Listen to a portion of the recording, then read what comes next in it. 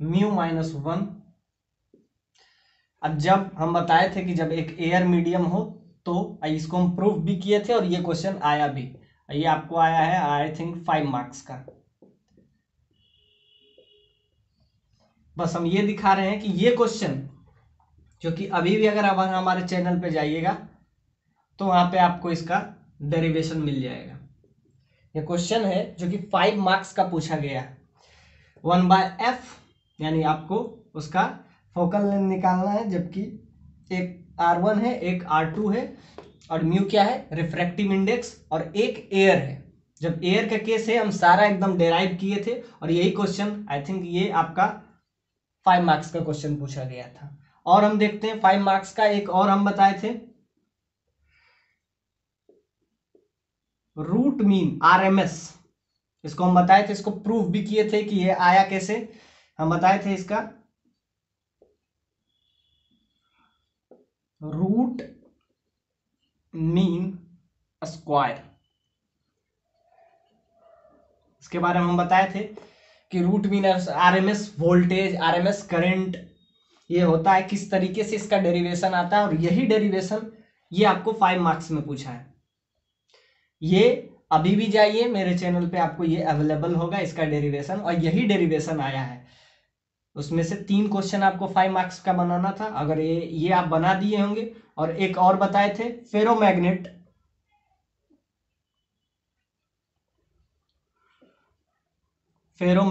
Paramagnet, इस सारे वाले जो थ्योरी पार्ट था ये भी आपका 5 मार्क्स का पूछा गया है। तो अगर आप मेरा लेक्चर देख के गए होंगे तो फिजिक्स वाले में ऑफ कोर्स आपको प्रॉब्लम नहीं हुआ होगा। रूट मीन बताए थे क्या, मतलब अगर करंट का निकालना हो तो क्या हो जाता है, हम पहले इसको पढ़ते कैसे हैं, पहले हम स्क्वायर करते हैं। हम बताए थे कि हम इस साइड से हमेशा पढ़ते हैं। अगर आप मेरे वो करंट वाला वीडियो देखिए तो करंट वाले में हम RMS को प्रूव भी किए थे और यही क्वेश्चन आया भी। फेरोमैग्नेट पैरामैग्नेट ये आपको एज ए थ्योरी हम बताए थे और यही आपका एज ए थ्योरी भी आया है। तो देखिए RMS रूट मीन स्क्वायर, तो हम कहते हैं उल्टा साइड से चलो स्क्वायर करो। तो अगर हमको करंट का निकालना है यानी इसको लिख देते हैं IRMS फॉर करंट, करंट का ही निकालना हो तो क्या करते थे एक इंस्टेंट में, क्योंकि जो भी देखते हैं जैसे कि हम देखते हैं AC करंट, तो AC जो है हमेशा अपना डायरेक्शन और वैल्यू हमेशा चेंज करते रहता है। तो जब हमेशा ये चेंज करता है तो हम कोई ना कोई तो ऐसा वैल्यू हमको लेना पड़ेगा जिसको एज ए या तो एवरेज ले लें कि जिससे हम ये माने कि इसका जो करंट है, क्योंकि करंट और डायरेक्शन, क्योंकि जब भी आप AC सोर्स की बात करते हैं AC सोर्स, तो इसमें क्या होता है करंट अपना डायरेक्शन और अपना वैल्यू, इसका जो होता है साइनोसाइडली इक्वेशन हम बताए थे आपका आया। अब देखिए रूट मीन में क्या करते हैं, पहले उल्टा साइड से हम चलते हैं। बताए थे कि पहले हम क्या करते हैं, पहले हम स्क्वायर करते हैं, पहले स्क्वायर के बाद हम क्या करते हैं तो R1 का स्क्वायर।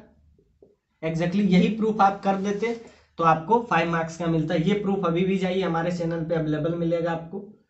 ये हम बताए भी थे और ये भी बताए थे, अगर आप ध्यान से देखें ferromagnet paramagnet as a theory हम पार्ट बताए थे, ये भी आपका पूछा है। तो उसमें से कोई 3 क्वेश्चन आपको बनाना था 5 मार्क्स का। हम 1 नंबर वाले में भी आएंगे, लेकिन पहले जो इंपॉर्टेंट है उसको हम देख लेते हैं। ऐसे सोचिए कि I2 पहले हम स्क्वायर देखते हैं, ये भी आपका 5 मार्क्स का है। इस टाइप से करते हैं, क्योंकि जो हम AC सोर्स पढ़ते हैं तो AC सोर्स का सबसे इंपॉर्टेंट है कि वो अपना डायरेक्शन और वैल्यू हमेशा चेंज करता है। साइन का फंक्शन होता है तो साइन का, या कॉस का फंक्शन होता है तो साइन कॉस जो है अपना वैल्यू इच टाइम इंस्टेंट, इसीलिए जो कहते हैं इंस्टेंट, इंस्टेंट हर इंस्टेंट पे अपना वैल्यू चेंज करता है। यानी it is the function of time, time का फंक्शन है, टाइम बदलेगा तो ये भी बदलेगा। तो जब टाइम बदलता है तो हमको कोई ना कोई ऐसा करंट तो हमको बताना पड़ेगा इस सर्किट में क्या करंट है, तो उसी का नाम हम देते हैं RMS करंट। वो निकलता क्या है आपको यही इन क्वेश्चन में पूछा गया था, find the expression of RMS current. Question आपको क्या दिया गया था इस बार पूछा है आपसे, वायर सॉवर तो भी पढ़ा दिए थे, वो भी आप जाके देख लीजिए। Find out the expression for RMS voltage for an AC current.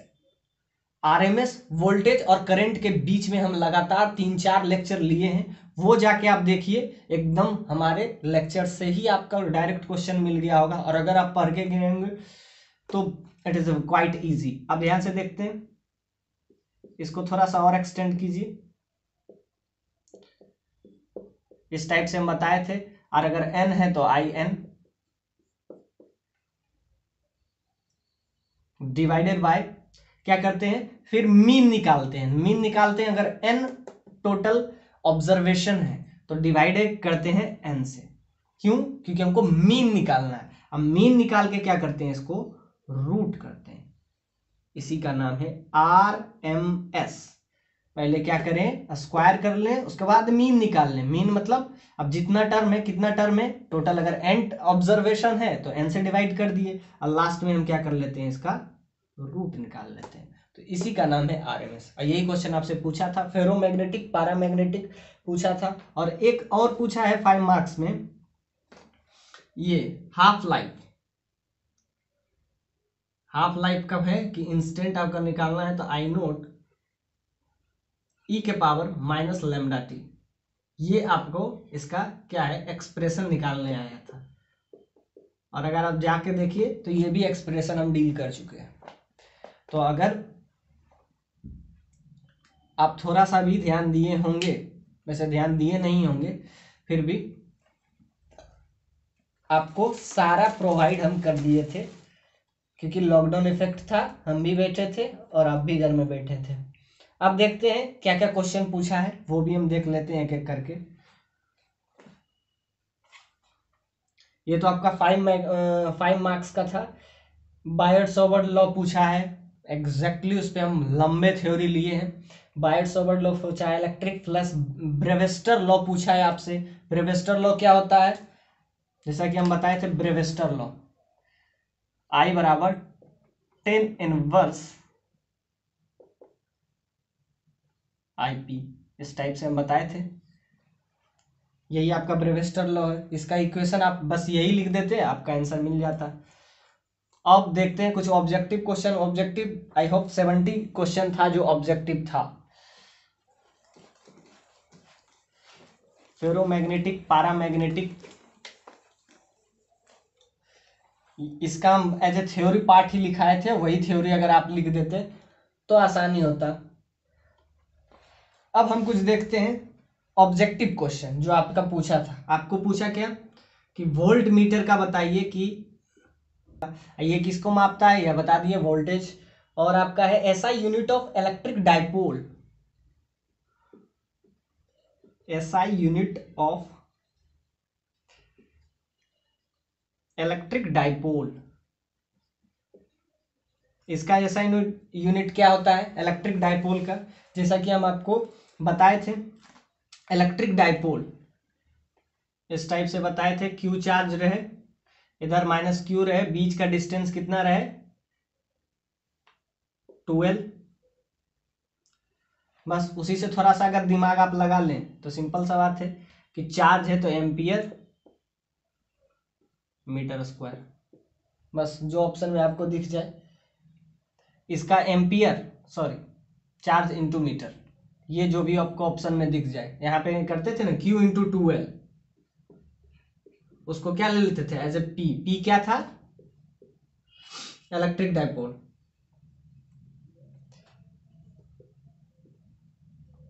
P आपका है electric dipole.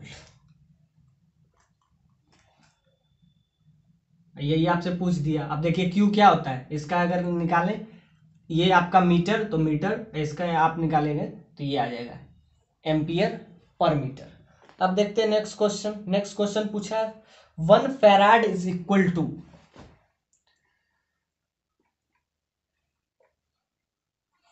1 farad is equal to, अगर आप हमारा लेक्चर देखे होंगे तो उसमें हम बताए थे 1 फैराड क्या बताए थे। फैराड क्या होता है, फैराड जब भी आपको हम मैग्नेटिक फील्ड पढ़ा रहे थे तो उसमें बताए थे इसमें अगर आप ध्यान से लीजिए 1 फैराड इज इक्वल टू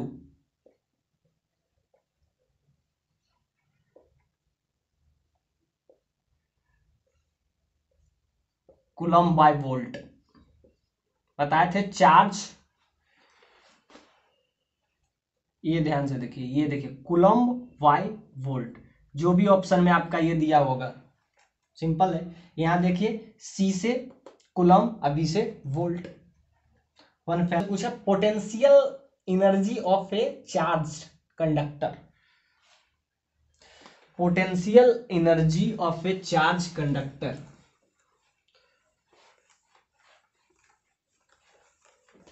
अब पोटेंशियल एनर्जी वो हम प्रूफ भी किए थे, आपका सिंपल सा बात है।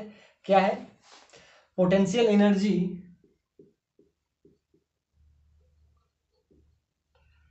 Potential energy of A charge particle, charge conductor. तो जब हम बता रहे थे तो इसे प्रूफ करके भी आया था, इसको तो बता रहे हाफ सी वी स्क्वायर, जो भी ऑप्शन में है वही आंसर है। रिलेटिव परमिटिविटी, आप देखिए परमिटिविटी पे भी क्वेश्चन है। रिलेटिव परमिटिविटी, रिलेटिव परमिटिविटी,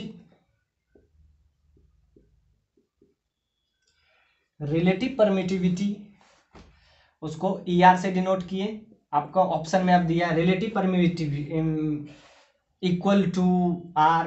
कोई भी मीडियम का रिलेटिव परमिटिविटी क्या होता है, जैसा कि हम बताए थे एप्सिलॉन नोट में भी बताए थे रिलेटिव परमिटिविटी क्या होता है, ई आर।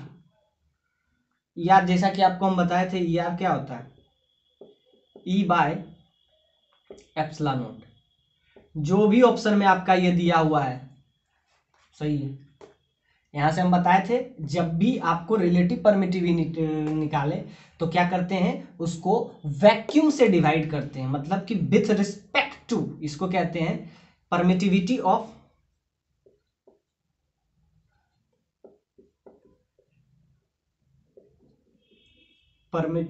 Of vacuum. तो क्या करते हैं, जब भी हमको रिलेटिव परमिटिविटी निकालना होता है तो क्या करते हैं, उसके वैक्यूम वाले परमिटिविटी से डिवाइड कर देते हैं। जो भी आपको परमिटिविटी दिया है उसको हम किस चीज से डिवाइड कर देते हैं, परमिटिविटी ऑफ वैक्यूम, उससे हम डिवाइड कर देते हैं। अब देखते हैं नेक्स्ट क्या पूछा है, सरफेस डेंसिटी ऑफ चार्ज। देखिए simple question, surface charge density जिसको हम बोलते थे, surface charge density, surface charge density है। सिंपल सा बात है, चार्ज टोटल वॉल्यूम में जितना हो उसको कहते हैं सरफेस चार्ज डेंसिटी। मतलब इसको अगर बोले तो टोटल चार्ज डिवाइडेड बाय, मतलब total charge divided by total volume, या वॉल्यूम से समझिए कि पूरा वॉल्यूम में चार्ज डालिए और पूरा वॉल्यूम में जितना है, इसको कहते हैं surface charge density.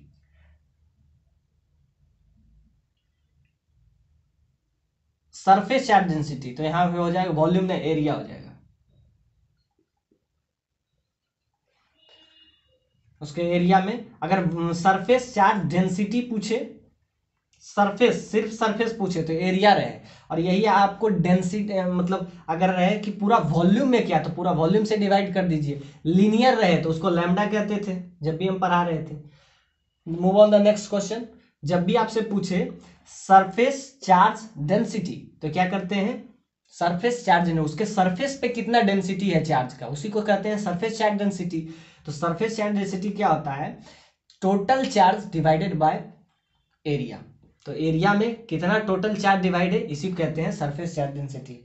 Next question है आपका dielectric constant of water. Question है आपका डाइलेक्ट्रिक कांस्टेंट ऑफ वाटर। इसको तो आप अगर याद रखें तो ज्यादा बेटर है, क्योंकि ये क्वेश्चन हम पहले बताए भी हैं।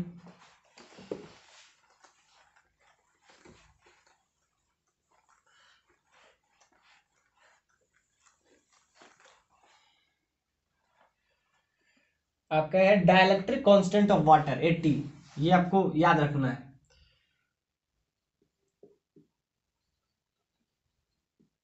Dielectric constant, dielectric constant of water, जो भी ऑप्शन में आपका 80 दिया हुआ है 80, इसका याद रखेंगे। नेक्स्ट क्वेश्चन है आपका इलेक्ट्रिक कैपेसिटेंस ऑफ अर्थ, ये भी हम बताए थे जब हम कैपेसिटर पढ़ रहे थे। Electric capacitance, electric capacitance of earth, इसका वैल्यू हम बताए थे। तो जो भी ऑप्शन में 4 pi epsilon not capital R, और इसमें आपको दिया हुआ है क्वेश्चन में कि आर क्या है यहाँ पे, रेडियस ऑफ अर्थ, ये आपको क्वेश्चन में दिया हुआ है, R is a radius of earth. Next question है 1 ampere is equal to, 1 ampere is equal to, 1 ampere, इसमें आपको अगर ऑप्शन में दिया हुआ, एम्पियर क्या होता है, एम्पियर करंट का होता है। तो जैसा कि आपको अगर याद हो Q बराबर IT होता है, तो सिंपल सा बात है Q by T that is I।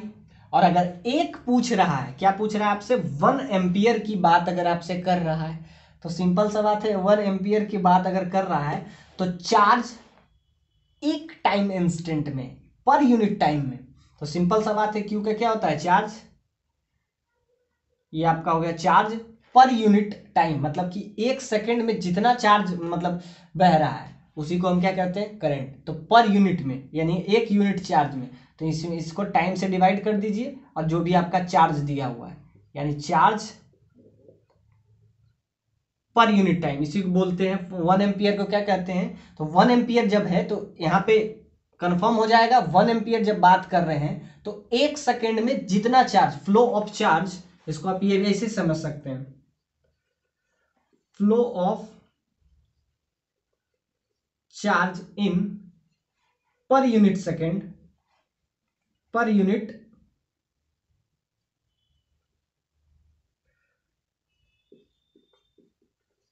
Second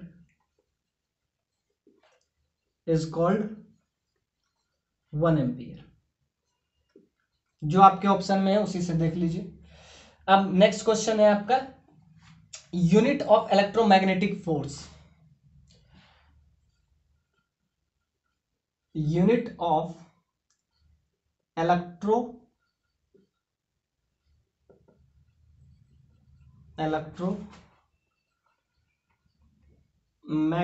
force. अब इलेक्ट्रोमैग्नेटिक फोर्स क्या होता है, इसी को हम क्वेश्चन में हर बार यूज करते थे,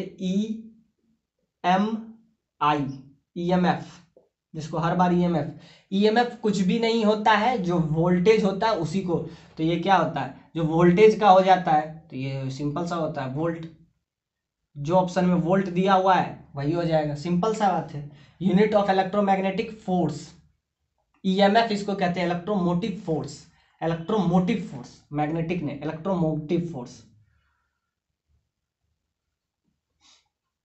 इलेक्ट्रोमोटिव फोर्स वही होता है जो वोल्ट होता है। अब देखते हैं नेक्स्ट, रेजिस्टिविटी आपसे पूछा। अगर आप रेजिस्टिविटी पढ़े हो तो सिंपल सा बात है, ये फॉर्मूला, अगर खाली फॉर्मूला जिसको याद है वो बना के आ जाएगा। तो जैसा कि ये फॉर्मूला आपको याद होगा, रो, जब भी आपको रेजिस्टेंस निकालना होता था तो क्या करते थे, resistance is equal to rho L by A। इसमें क्या है, ये आपका रेजिस्टेंस है, लेकिन आपसे रेजिस्टेंस नहीं पूछा, आपसे रेजिस्टिविटी पूछा, यानी आपसे इसको पूछा, इसको कहते हैं रेजिस्टिविटी, रेजिस्टिविटी आपसे पूछा इसके बारे में, आपसे रेजिस्टेंस नहीं पूछा। ये आपका एरिया, ये आपका है लेंथ। तो जब आपको म्यू के बारे में पूछा है तो आप सिंपल सा बात है कि इसको ऐसे कीजिए, और इसको वापस ले आइए तो RA/L, RA/L, यही जो भी ऑप्शन में है वही आंसर है। आपको फिर पूछा है potential gradient. Next question is potential gradient. तो पोटेंशियल ग्रेडियंट कुछ नहीं होता है,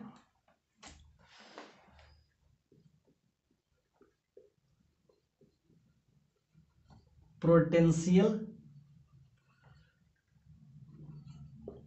ग्रेडियंट इसको क्या कहते हैं, dV/dx, इसी कहते हैं potential gradient.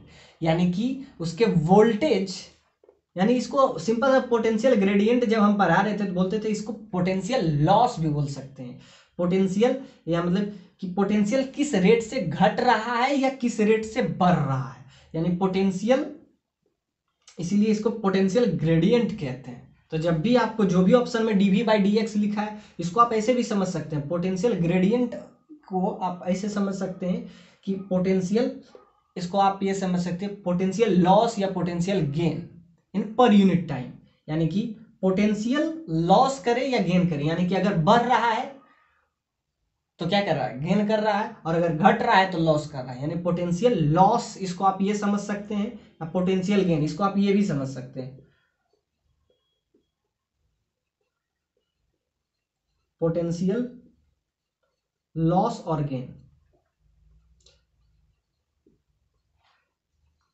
With respect to length, with respect to x, x क्या है यहां पे, लेंथ है, लेंथ,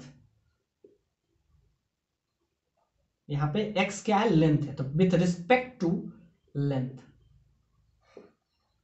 ये है पोटेंशियल ग्रेडियंट। जिसमें भी dV/dx है वो आपका आंसर हो जाएगा। Unit of electric flux, electric flux के बारे में इतना देखे और उसी का आपका यूनिट पूछ दिया है। यूनिट ऑफ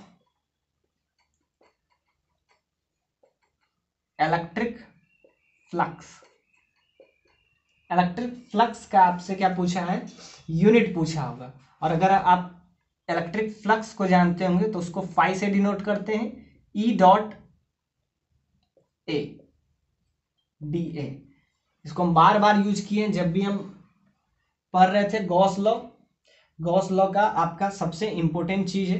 तो इसका अगर आपसे सिर्फ यूनिट पूछा है तो यूनिट हम बताए थे, यूनिट आपको हो जाता है इसका, आप ध्यान से देखिए, ये क्या है आपका एरिया है और ये आपका है वोल्ट, इसका याद रखिएगा वोल्ट मीटर होता है। ये हम आपको उस समय भी बताए थे और यही क्वेश्चन है, 1 मार्क्स का है, इट्स वेरी इजी क्वेश्चन। आपसे फिर नेक्स्ट क्वेश्चन पूछ रहा है, सिंपल सा बात है, यूनिट ऑफ E.I, यहां से आप थोड़ा सा और निकाल सकते हैं, इसका क्या होता है, इसको आप समझ सकते हैं, ये क्या है आपका इलेक्ट्रिक फील्ड है, इलेक्ट्रिक फील्ड एरिया,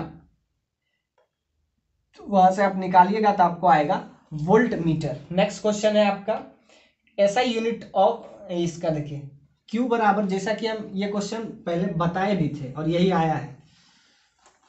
अगर आप कंसेप्चुअली स्ट्रांग है तो किसी टाइप का क्वेश्चन किसी तरह से पूछे आप बना दीजिएगा। Q बराबर आपसे पूछा है NE, ये हम बताए थे कि ये जो होता है हमेशा चार्ज जो होता है, चार्ज जो होता है क्वांटाइज्ड होता है। हम बताए थे आपसे चार्ज इज क्वांटाइज्ड। इसका मतलब क्या होता है, चार्ज इज क्वांटाइज्ड, यही है Q is that is equal to NE।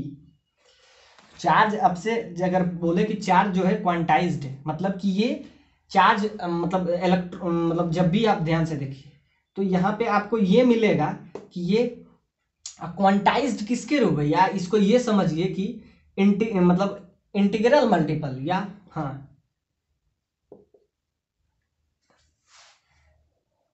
n क्या है यहाँ पे, इंटीजर है, समझिए पॉजिटिव इंटीजर है।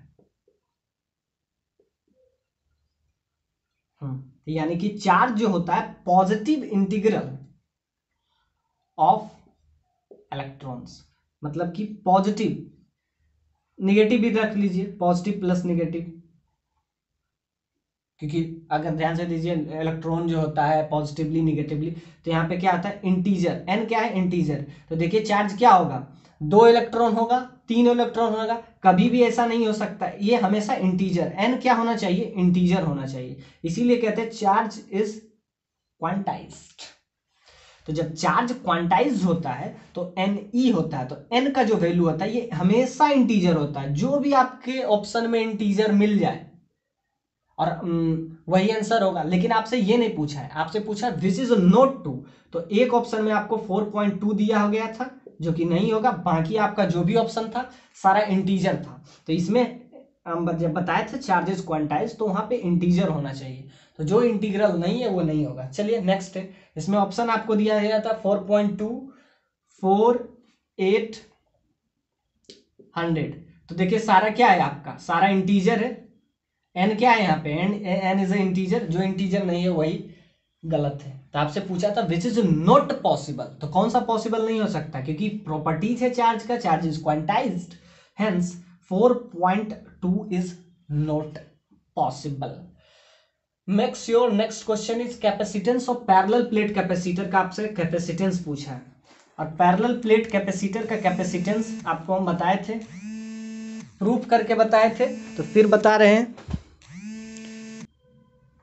आपसे पैरेलल प्लेट कैपेसिटर के बारे में हम पूरा का पूरा प्रूफ बताए थे।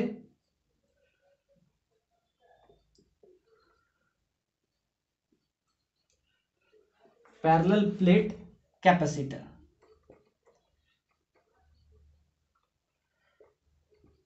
ई नोट ए बाई डी, जाइए ये हम इसका प्रूफ भी बताए थे, जो भी ऑप्शन में आपका मिल जाए बना दीजिए। पावर ऑफ इलेक्ट्रिक करंट, ये तो हम इसको बाय प्रूफ भी बताए थे, तो इसमें तो आपको दिक्कत होगा नहीं। फिर नेक्स्ट क्वेश्चन आपसे पूछा है पावर, पावर का फॉर्मूला होता है P बराबर VI, इसको थोड़ा सा और कीजिए, जैसा कि ओम्स लॉ में बताया जाता है V बराबर IR। ध्यान से देखिए, पावर से पावर का क्वेश्चन आपसे पूछा था, सिंपल क्वेश्चन है, P बराबर VI होता है ये आपको पता है, अब V बराबर IR होता है, तो यहां से आप क्या लीजिए, आपसे B के टर्म में सिर्फ पूछा है, तो I को अगर आप इसके टर्म में लिख लें, यहां से I बराबर आप ले आए, तो I बराबर क्या आ जाता है V/R, बस यहां पुट कर दीजिए आपका आंसर मिल जाएगा। तो यहां से V को भी ही रखने दीजिए यहाँ पे, और I को क्या लिख देंगे V/R, ये आपका है ओम्स लॉ, ओम्स लॉ से ये कह सकते हैं, तो ओम्स लॉ से I बराबर V/R लिख दीजिए, यू विल गेट V²/R, जो ऑप्शन में आपको ये मिल जाए वही आंसर है। कैपेसिटेंस ऑफ रिएक्टेंस, आपसे क्वेश्चन पूछा है capacitance of reactance,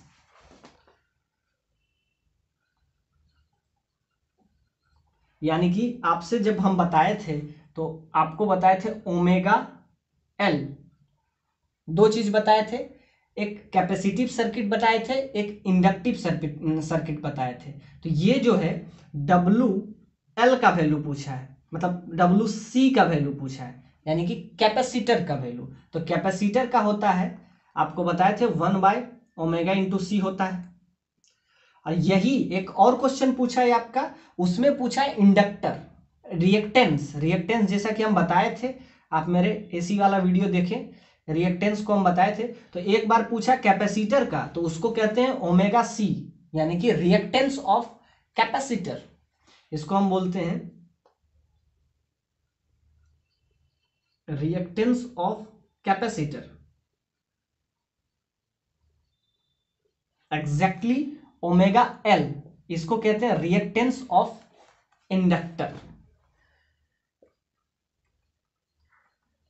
reactance of inductor, इसको कहते हैं ओमेगा एल। ये दोनों क्वेश्चन आपसे पूछा है बारी बारी से, तो इस पे तो हम पूरा सेपरेट लेक्चर लिए हैं। तो omega see that is 1/ω/c, और इसमें अगर पूछे तो ω/L। और हम बताए थे रेजोनेंस, रेजोनेंस कब होता है, जब ये दोनों फ्रीक्वेंसी कैपेसिटर का और इंडक्टर का बराबर हो जाता है, यानी कि omega C is equal to 1 by omega C is equal to omega L. तो यहां से आ जाता है omega square L is equal to 1। तो यहां से ओमेगा का वैल्यू आ जाता है एल सी। यहां से आपका रेजोनेंस वाला जो लाए थे यहीं से आया था। तो अगर दोनों याद हो तो आपका move on the next question. आपसे पूछा है अल्फा डीके। अल्फा डीके पे भी आपसे क्वेश्चन पूछा है। तो अल्फा डीके तो वही होता है, याद रखिए अल्फा डीके कुछ नहीं होता है, जो हीलियम का जो आपको मतलब समझिए कि अल्फा कुछ नहीं है, वो हीलियम ही। आपसे पूछा है क्वेश्चन में अल्फा डीके, और आपसे क्वेश्चन दिया है कुछ इस टाइप से। एक्स ए क्या होता है, ये इसका होता है मास नंबर, मास समझ सकते हैं। और जेड क्या होता है, एटॉमिक नंबर। ये मास नंबर इसको समझिए, इसको एटॉमिक नंबर। ये डीके हुआ, क्या हुआ, अल्फा डीके हुआ। जब अल्फा डीके होगा तो क्या होगा, सिंपल सा बात है, अल्फा डीके में मास जो है वो क्या होगा, हीलियम का। अगर आप ध्यान से देखें तो हीलियम का क्या होता है, टोटल आप अल्फा मत समझिए, इसको हीलियम समझिए। हीलियम का अगर एटॉमिक नंबर आपको पता हो तो 2 होता है और मास होता है 4। मतलब इसका क्या है, ये एटॉमिक नंबर,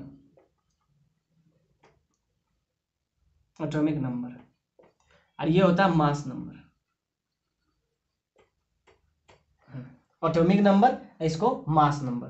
तो सिंपल सा बात है, अगर अल्फा डीके हुआ तो क्या होगा, एक हीलियम, अगर हीलियम मतलब एक हीलियम टाइप निकलेगा। मतलब कि हीलियम नहीं निकलेगा, हीलियम से हम आपको बस ये आपको ट्रिक है कि आपको याद जब रखना है तो इसको समझिए कि हीलियम टाइप होता है, हीलियम नहीं होता है, याद रखिएगा, हीलियम टाइप होता है, हीलियम नहीं होता। तो क्या होगा, इसका क्या है, एटॉमिक नंबर 2, यानी 2 घट जाएगा, तो जो जेड है वो क्या हो जाएगा, जेड -2 हो जाएगा। और जो इसका एटॉमिक मास है वो 4 से घट जाएगा, प्लस अल्फा पार्टिकल। आपका ये हो गया, बस ये जो ऑप्शन में है वही आंसर है। देखते हैं नेक्स्ट क्वेश्चन। आपसे पूछ रहा है कौन सा फंडामेंटल पार्टिकल्स नहीं है, which is not a fundamental particle.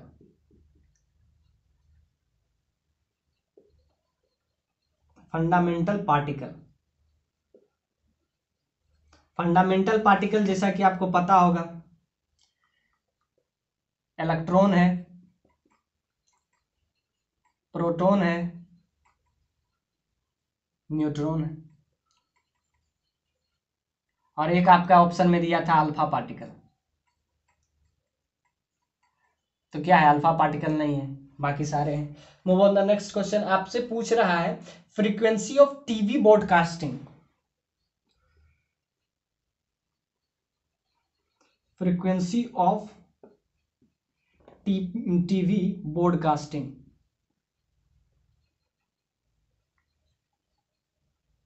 का आपसे फ्रीक्वेंसी पूछ रहा है। तो इसका तो आपको फ्रीक्वेंसी अगर आप ध्यान से देखे होंगे तो इसका आपको याद होगा 30 से 30,300, इसका इतना हर्ट्ज फ्रीक्वेंसी, आप इसका याद ही रखें।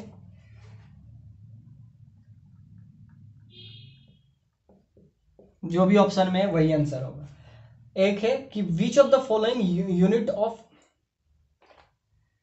आपसे पूछ रहा है कि यूनिट बताना है एटेशन का, डेसिबल होता है। क्योंकि अगर आप इस ऑप्शन को देखें, इस क्वेश्चन में अगर आप थोड़ा सा भी दिमाग लगाएं तो ये क्वेश्चन ऑप्शन से ही बन जाएगा। और आपसे पूछा है कि इसका आपको यूनिट बताना है, यूनिट ऑफ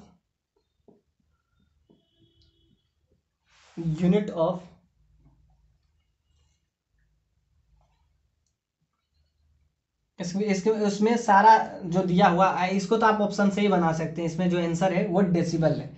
देखते हैं, सारा क्वेश्चन हम लिख नहीं पाएंगे क्योंकि बहुत सारा क्वेश्चन है।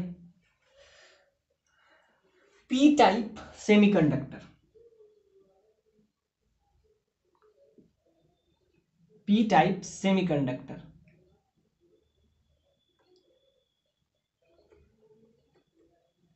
पी टाइप सेमीकंडक्टर क्या होता है, तो याद रखिएगा ये नेगेटिवली चार्ज होता है, नेगेटिवली चार्ज होता है, जो भी ऑप्शन में आपका दिया हुआ है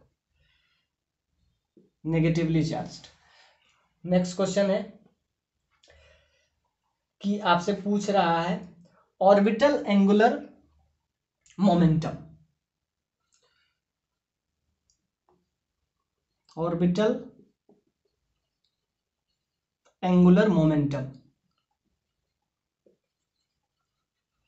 इसका वैल्यू क्या होता है h/2 याद रखिएगा, जो भी आपका ऑप्शन में ये दिया हुआ है वही होगा। जल्दी जल्दी सारा क्वेश्चन आइए देख रहे थे, पी टाइप देख लिए थे, heat produced in a conductor. आपसे फिर नेक्स्ट क्वेश्चन पूछा है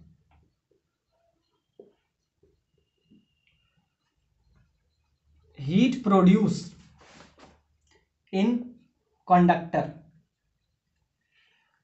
मतलब कैपिटल एच का फॉर्मूला पूछा है। तो कैपिटल एच का फॉर्मूला जैसा कि आपको पता होगा IR/RT होता है।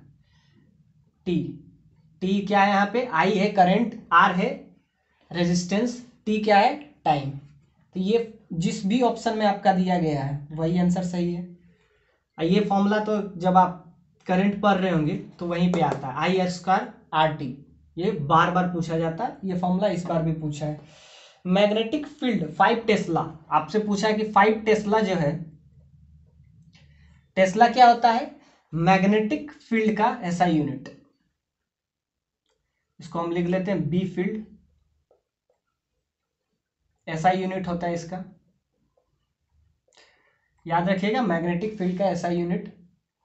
और ये पूछा भी है आपसे मैग्नेटिक फील्ड का ऐसा यूनिट क्या होता है, तो ध्यान से देखिए टेस्ला होता है, वही टेस्ला होता है। और आपसे पूछा कि 5 टेस्ला किसके बराबर है, तो 5 इंटू टेस्ला को क्या लिखते हैं वेबर, तो जो भी आपको वेबर पर मीटर, जो भी आपको ये ऑप्शन में आपको दिया वेबर पर मीटर स्क्वायर, ये जिस भी ऑप्शन में दिया हुआ है क्या होता है टेस्ला क्या होता है ऐसा unit of B field that is magnetic field, ये है 5 वेबर पर मीटर स्क्वायर, जो भी ऑप्शन में आपका ये दिया हुआ वही आंसर है। देखते हैं नया क्वेश्चन, 50 टोटल 50 क्वेश्चन है। Relation between the RMS voltage and alternative current. अब ध्यान से देखिए IRMS हम बताए थे क्या होता है I0/√2, अब यही आपसे पूछ दिया है। अब ध्यान से देखिए IRMS के बीच में रिलेशन पूछा है। अब ये क्या है, ये होता है पीक करंट, जैसा कि इसमें हम बताए थे। अब इसको √2 से मल्टीप्लाई कर दीजिए, ऊपर भी और √2 से नीचे, तो नीचे क्या हो जाएगा, नीचे हो जाएगा 2, ऊपर हो जाएगा √2। इसका आपका वैल्यू आपको पता होता है कि 1.4 4 1 4 I0। अब ध्यान से देखिए इसको अगर आप कन्वर्ट कीजिएगा तो क्या हो जाएगा 0.707 I0। यही जो भी ऑप्शन में आपका ये दिया हुआ है वही आंसर होगा। देखते हैं नया क्वेश्चन आपका है कि आपको पूछ रहा है, हाँ ये तो आपको बता ही दिए थे, FM का वैल्यू पूछ रहा है। FM फोर्स, मैग्नेटिक फोर्स को किस चीज से डिनोट करते हैं, ये हम प्रूफ किए थे Q इंटू B×B, बस जो भी ऑप्शन में आपका दिख जाए वही आंसर है। Which of the following is the correct of transformer. Transformer क्या करता है, ट्रांसफार्मर का वर्क क्या है, तो ट्रांसफार्मर क्या करता है, सबसे पहले ये AC सोर्स का है, यानी इंक्रीज और डिक्रीज क्या करता है वोल्टेज, इंक्रीज और डिक्रीज AC वोल्टेज, याद रखिएगा। ये DC के लिए काम नहीं करता है, ऑप्शन में DC भी दिया होगा तो DC वाला तो पहले ही चला जाएगा, यानी इंक्रीज भी करता है और डिक्रीज भी करता है, सिर्फ बढ़ाता नहीं है, बढ़ाता है, स्टेप अप स्टेप डाउन दोनों करता है AC सोर्स। जो भी ऑप्शन में है वही हो जाएगा। SI unit of magnetic pole strength आपसे पूछा है। SI यूनिट ऑफ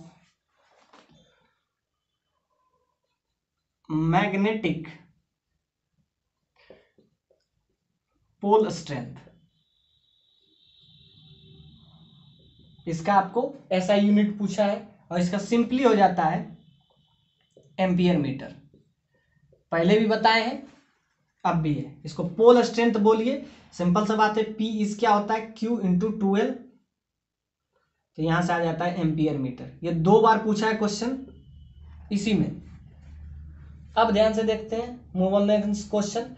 आपसे पूछा परमिटिविटी, परमियाबिलिटी तो पूछ दिया, अब परमिटिविटी पे भी रिलेशन आपसे पूछा है।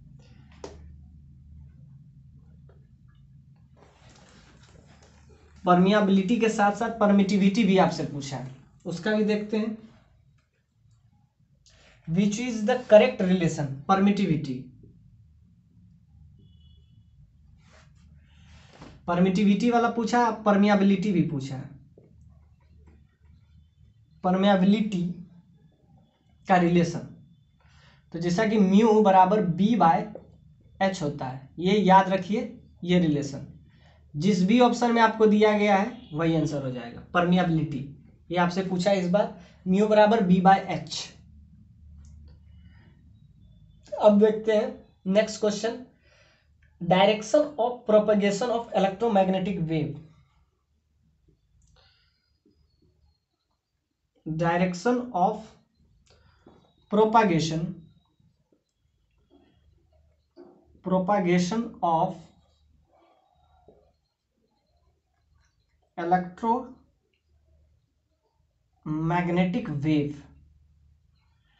अब इसका डायरेक्शन हमको कैसे निकालते हैं, तो दिस इज पैरेलल टू, हम बताए थे एक एक्स एक्सिस में हो, दूसरा वाई एक्सिस में हो, तीसरा जेड एक्सिस में, परपेंडिकुलर होता है। ये हम बताए थे जब हम इलेक्ट्रोमैग्नेटिक वेव जब पढ़ा रहे थे। तो ये हो जाएगा parallel to E cross B. मतलब याद रखिएगा कि इलेक्ट्रिक फील्ड और मैग्नेटिक फील्ड दोनों के परपेंडिकुलर होता है, यानी कि it is perpendicular to both electric field and magnetic field, both दोनों के परपेंडिकुलर होता है। नेक्स्ट क्वेश्चन है आपसे पूछा कि 1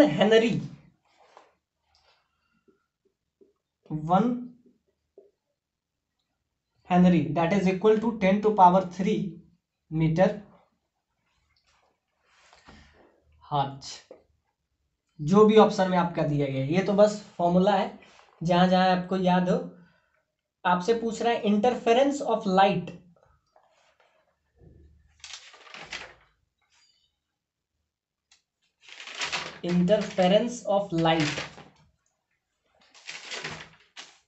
आपसे इसका लैंग्वेज बहुत सही लिखा है। आपसे इसमें लिखा है interference of light, interference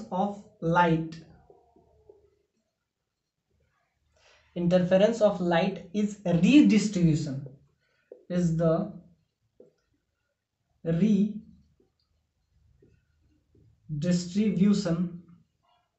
redistribution of beach of the following. तो देखिए हम बताए थे कि ये जो है लाइट जो इंटरफेरेंस होता है उसमें किस चीज का रोल होता है, इंटेंसिटी का। तो जो ऑप्शन इंटेंसिटी मार के हैं उनका सही है।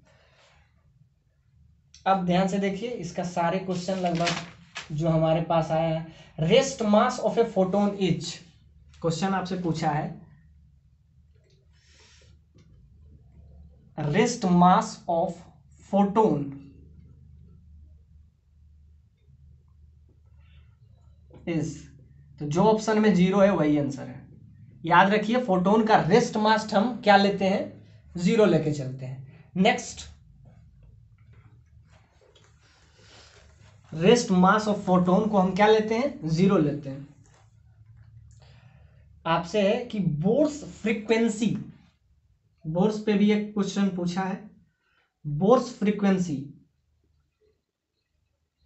Bohr's frequency condition, Bohr's frequency जैसा कि इसमें आपको पता होगा H1 माइनस H2, अगर दोनों के बीच का आपको अगर निकालना हो तो ये हो जाता है हमेशा h म्यू। यहां पे क्या है, h क्या है, प्लैंक्स कांस्टेंट, प्लैंक्स कांस्टेंट, अब म्यू क्या है, फ्रीक्वेंसी।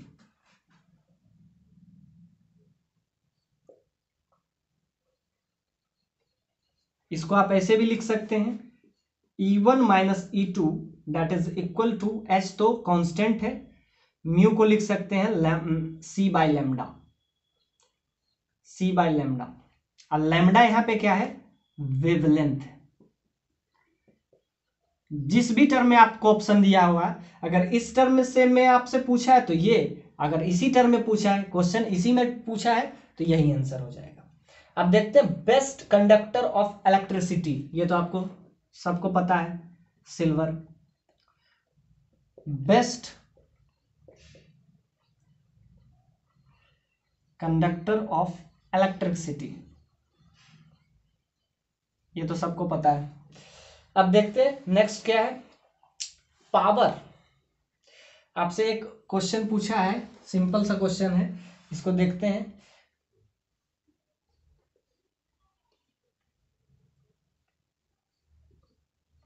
इस टाइप से क्वेश्चन पूछा है, इसका कैपेसिटेंस सी दिया हुआ है, इसका भी कैपेसिटेंस सी दिया हुआ है, और आपको यहां से शॉर्ट सर्किट कराया गया है और आपका इसका इक्विवेलेंट कैपेसिटेंस निकालना है। इक्विवेलेंट कैपेसिटेंस क्या हो जाएगा, सिंपल सा बात है, जो भी आएगा इधर से आएगा, सिंपल सा बात है, इधर से करंट आया, इधर से वापस निकलते हुए निकल जाएगा, इस इधर जाएगा ही नहीं। तो अगर इसका इक्विवेलेंट कैपेसिटेंस निकालना है, सी, वनली सी, जो भी ऑप्शन है में दिया हुआ है सी, वही आंसर होगा। Next question, the value of E R.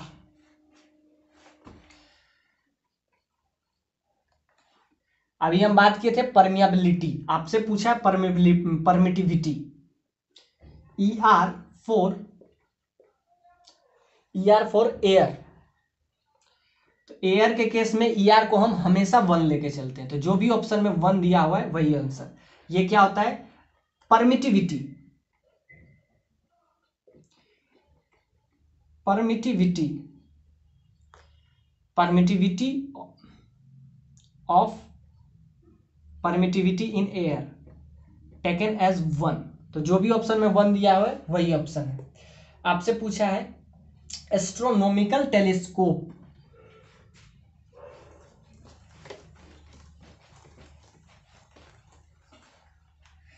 आपसे पूछा है astronomical telescope, power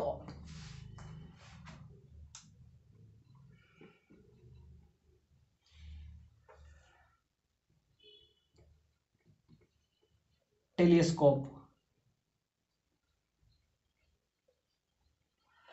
astronomical telescope क्या होता है, तो इसमें ध्यान से दीजिए, इसमें कंडीशन आपसे सिर्फ पूछा है, इसमें जो ऑब्जेक्टिव होता है वो आई लेंथ से बड़ा होता है, इसको कहते हैं focal length of, focal length of objective, जो ऑब्जेक्ट के बगल में रहता है इसीलिए उसको पढ़ते हैं ऑब्जेक्टिव। यह हुआ फोकल लेंथ, जो ऑब्जेक्टिव का होता है उसको हम बड़ा रखते हैं, इसको जब हम प्रूफ कर रहे थे, जब रे ऑप्टिक्स पढ़ा रहे थे तो उसमें हम बताए थे। और ये क्या हुआ, फोकल लेंथ ऑफ, जो आंख के पास होता है इसीलिए इसको बोलते हैं ऑब्जेक्टिव, इसको बोलते हैं आई, ई वाई, मतलब जो आंख के करीब होता है, तो फोकल लेंथ ऑफ आई, और यहाँ पे है ऑब्जेक्टिव, जो ऑब्जेक्ट के पास में रहता है इसीलिए ऑब्जेक्टिव। तो जब भी आप एस्ट्रोनॉमिकल टेलीस्कोप बनाते हैं तो उसमें जो ऑब्जेक्ट के नजदीक में होता है फोकल लेंथ, उसको हम बड़ा रखते हैं, और यही कंडीशन आपको पूछा था। जो भी ऑप्शन में ये दिया हुआ है, इसमें 4 ऑप्शन है, किसी में बराबर है, किसी में इसको बड़ा रखा है, तो जो ऑब्जेक्टिव को हम हमेशा बड़ा रखते हैं। किसमें, याद रखिएगा, ये कंडीशन 2 बार पूछा है इसी एग्जाम में। एस्ट्रोनॉमिकल टेलीस्कोप, और आपसे पूछा है सिंपल टेलीस्कोप के बारे में भी आपसे पूछा है। तो जब सिंपल टेलीस्कोप के बारे में आपसे पूछा है तो वहां भी बताएंगे, ये आपका है, इस बात को हमेशा याद रखेंगे। अब देखते हैं next question. Unit of physical quantity light, अच्छा 1 लाइट ईयर, लाइट ईयर जो होता है किस चीज को मापता है, तो ये तो सबको पता है, डिस्टेंस। लाइट ईयर क्या होता है, लाइट ईयर वो होता है कि एक साल में लाइट जितना डिस्टेंस कवर करता है उसी कहते हैं 1 लाइट ईयर। ये डिस्टेंस होता है क्या, कि एक साल में 1 year in 1 year light travel जितना भी डिस्टेंस वो ट्रेवल करता है, तो ये डिस्टेंस होगा। ये डिस्टेंस को मतलब बहुत बड़ा डिस्टेंस, जैसे मून किसी भी मतलब बड़ा जैसे कि सन और मून के बीच में डिस्टेंस कवर करना है, तो वो कहाँ से लाते हैं हम लोग, वहां तो हमारा जुगाड़ लगेगा नहीं, तो वहां से हम जुगाड़ करते हैं लाइट ईयर। जैसे दो गैलेक्सी के बीच में कितना डिस्टेंस है उसको हम किस तरीके से निकालते हैं, तो उसको अगर निकालना हो तो हम यूज करते हैं हमेशा लाइट ईयर। मतलब कि यहाँ से लाइट पहुंचने में जितना डिस्टेंस, मतलब जितना टाइम लगाता है, तो लाइट का स्पीड तो आपको पता है 3 × 10⁸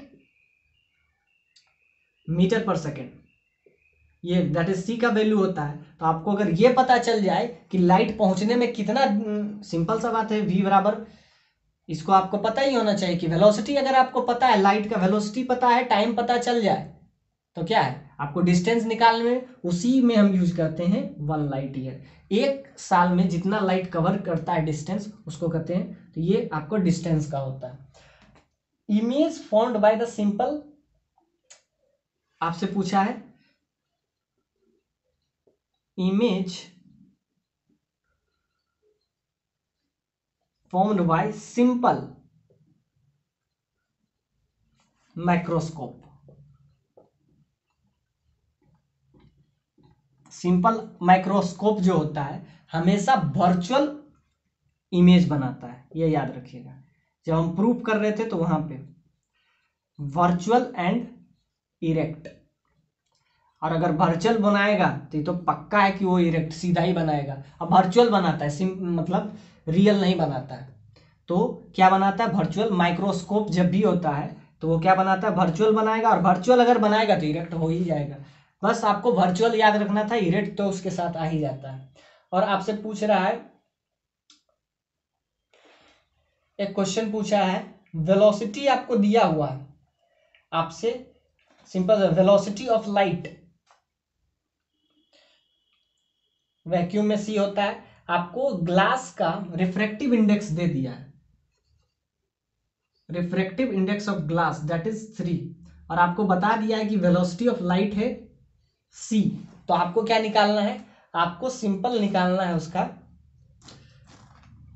जैसे कि ग्लास में पहुंचा तो ग्लास में क्या उसका स्पीड होगा।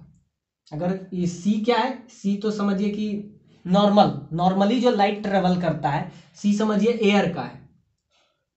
जैसे c होता है वैक्यूम के लिए, लेकिन वैक्यूम या एयर दोनों बराबर ही आप समझिए। तो c आपको वेलोसिटी दे दिया है, और आपसे क्या आपको दे दिया है ग्लास का रिफ्रैक्टिव इंडेक्स, कितना दिया हुआ है 3/2, और आपसे पूछ रहा है वेलोसिटी क्या होगा, लाइट का वेलोसिटी ग्लास में कितना होगा, यानी कि velocity of light in glass क्या होगा। तो जैसा कि आपको इसका अगर आप फॉर्मूला पता हो तो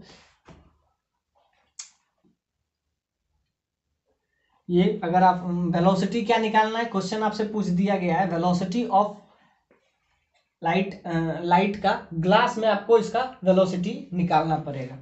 और इसका फॉर्मूला जानते हैं c/v, बस लगा दीजिए आंसर आ जाएगा। म्यू का वैल्यू आपका दिया हुआ है 3/2, रख दीजिए c, और आपसे वेलोसिटी पूछा है, बस एक ही अननोन है।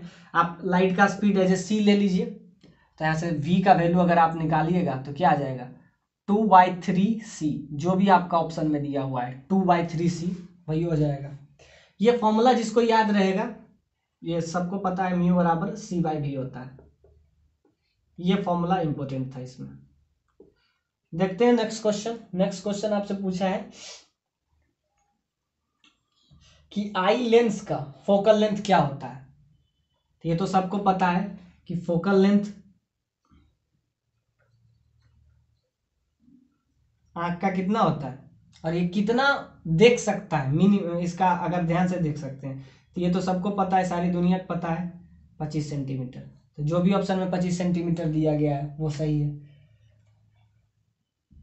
और एक क्वेश्चन है कि एक एस्ट्रोनॉमिकल टेलीस्कोप है फॉर ए नॉर्मल एडजस्टमेंट।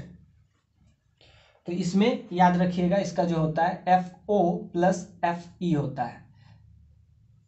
ई क्या है अभी हम बताए थे, ऑब्जेक्टिव का फोकल लेंथ, और इसका फोकल लेंथ आई का दोनों को ऐड हो जाता है फॉर नॉर्मल। ये तब होता है नॉर्मल एडजस्टमेंट में। तो ये सारा हो गया आई थिंक, जो भी आपका 70 क्वेश्चन था सारा हम एक एक करके देख लिए। जो क्वेश्चन हमको नहीं मिल पाया उसको हम नहीं किए। और आपसे एक पूछ रहा है सोलर एनर्जी जो है किसका, सोलर लाइट जो आपका है, सोलर लाइट किस चीज का उदाहरण। तो याद रखिए इसका न्यूक्लियर फ्यूजन, जो भी ऑप्शन में दिया न्यूक्लियर फ्यूजन, हिंदी में इसको कहते हैं नाभिकीय संलयन। तो ये सारा आपका 1 मार्क्स का था, 5 मार्क्स का था, सारा हम डील किए। अगर वीडियो अच्छा लगे like share and subscribe. Thank you.